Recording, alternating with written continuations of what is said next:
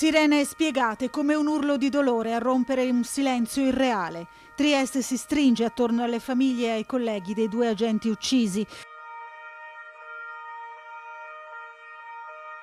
Carabinieri, guardie di finanza, polizia locale, vigili del fuoco, tantissimi operatori delle forze dell'ordine sono giunti in silenzio portando una corona di fiori per commemorare le vittime della sparatoria, deposta nel famedio della questura davanti a colleghi e familiari delle due vittime e accolti dal parroco della cappella civica del comune di Trieste, don Stefano Canonico, che ha recitato una preghiera e parlato ai presenti per qualche istante.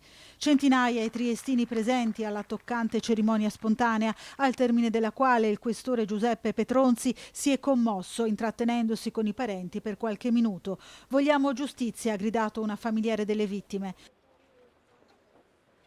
Cerimonia preceduta in mattinata da un ancor più spontaneo pellegrinaggio di tanta gente comune che sempre in silenzio ha depositato ai piedi dei cancelli della questura fiori, bandierine tricolore, tanti biglietti con messaggi di cordoglio e di gratitudine verso coloro che sono già stati ribattezzati i nostri angeli.